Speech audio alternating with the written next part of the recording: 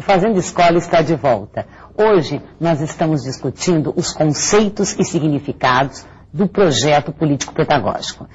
Nós estávamos, antes do intervalo, colocando a questão da continuidade, como garantir a continuidade do projeto político-pedagógico. E a professora Vera, da Unicamp, queria justamente fazer uma colocação a respeito.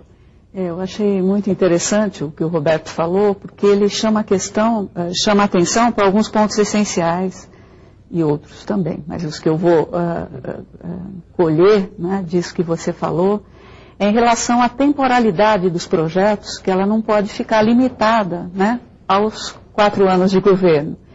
E essa questão do prazo é muito séria. Vejam que no vídeo que a gente acabou de assistir, o projeto começou em 95, ele tem 9 anos. Para a realidade brasileira, esse é um projeto de longa duração. E o projeto político-pedagógico da escola precisa de prazo, de médio e de longo prazo. Porque, além do prazo, ele precisa do respaldo político das políticas, que são, as autoridades públicas também são sujeitos da escola, junto com os pais, alunos e comunidades. Então, eu chamaria a atenção para uma coisa que tem um fio de longa duração na nossa história, que são os projetos de curto prazo inconclusos e que criam uma sensação de sofrimento, por isso que eu falava na sensação do sofrimento, porque ao projetar, a ideia de projeto que se tem nesse caso, o conceito de projeto que se tem, é sempre de projeto em linha reta, né, de progresso, do tempo progressivo, um projeto que não será alcançado na existência real. Aí vai ser complicada a história da nave. Porque se a gente se alimenta dessa euforia, e os educadores nas escolas se alimentam, eles têm uma euforia plena na hora da construção do projeto. E depois eles entram num processo de desilusão e de ressentimento muito grande no momento que eles não consolidam esse processo na escola.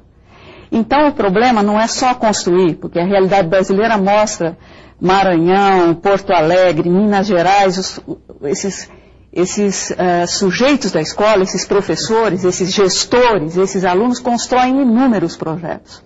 O problema é justamente da temporalidade, da consolidação desses projetos. Então o que eu vejo é que há uma necessidade de longo prazo e de não concebê-los em linha de euforia versus desilusão. E que esse projeto tem múltiplos tempos, múltiplas memórias, múltiplos sujeitos. A memória tem um tempo descontínuo, ela não é uma memória apenas controlada dentro do critério político utilitário, ela é uma memória viva, tem uma memória afetiva, né, que quando eles trazem para uma reflexão na gestão do projeto político-pedagógico, isso é muito rico. E nós temos inúmeros exemplos bons de construção. Nós precisamos assegurar a temporalidade e a consolidação. Acho que é muito importante um aspecto que Vera pontua, que diz respeito a pensar projeto. O projeto, no meu entendimento, tem que ser a materialização do futuro no presente também. Nós temos que estar trabalhando um horizonte histórico de universalização da escola, da produção do conhecimento, da socialização do conhecimento, da crítica ao colonialismo, à colonialidade do saber, à colonialidade do poder. Mas devemos estar construindo a sociedade do futuro a partir do presente. Não dá para fazer um projeto esperando que vamos chegar um momento no futuro de redenção. A escola pública tem que ser publicizada, tem que ser afirmada como espaço público desde o presente. E para isso, uma questão organizativa que foi pontuada também no vídeo, me parece extremamente importante. A escola deve se auto-organizar em conselhos. Esses conselhos devem ter uma permanência histórica de estudantes, os estudantes vão sair, mas é importante que os estudantes conquistem um espaço de organização própria deles. E esse espaço possa servir de caldeirão de ideias, de reflexões, de práticas que sejam transformadoras e emancipatórias. Eu fico imaginando no Cefet que temos que fazer reflexões sobre as mudanças tecnológicas tão rápidas, enfim, como é que se daria isso também? Numa escola complexa como é o Cefet, que nós estamos lidando ao mesmo tempo com uma velocidade assombrosa de transformações tecnológicas e ao mesmo tempo temos que assegurar para os jovens uma formação científica sólida, enfim. Como é que vocês têm feito esse debate? Né? Sobretudo, né, eu diria uma formação política. Né? Eu até destacaria que em muitas literaturas, em muitos discursos, evita-se, né, a palavra político. Né? A própria LDB, né, ela fala de, no seu artigo 12, né, proposta pedagógica, outros o quê? Projeto pedagógico, plano de escola. Né? Quando, na verdade, a educação, né, já dizia Paulo Freire, é um ato político. Né? Eu acho que uma escola que não politiza, né, de fato, não está cumprindo o papel que lhe cabe. Né? E, sobretudo, uma escola técnica, uma escola de ensino tecnológica, acho que a política deve permear, né, todo o currículo. Né? Mesmo porque, né, técnicas vão e vêm. Né? Máquinas, em pouco tempo, né, estão obsoletas. Né? Agora, a formação humanística, a politização, né, é algo que você carrega, né, para a vida toda. Né? Eu queria primeiro discordar um pouquinho do Roberto em relação ao tempo, mas eu tenho certeza que a hora que você narrou, você também utilizou o passado, né? Porque você fala em presente e futuro, e era isso que eu gostaria de lembrar. O projeto político-pedagógico, tanto no campo da escola quanto no campo do Estado, ele tem que ter um retrovisor no passado. Porque senão a gente repete, né, os erros de sempre, e esse movimento conflituoso dos movimentos sociais, né, esse conflito de ideias, ele é um outro aspecto da democracia. E é muito bom que a gente se lembre deles, de que essas conquistas foram duras, né, e foram muito conflituosas. Isso no campo da escola também é muito precioso.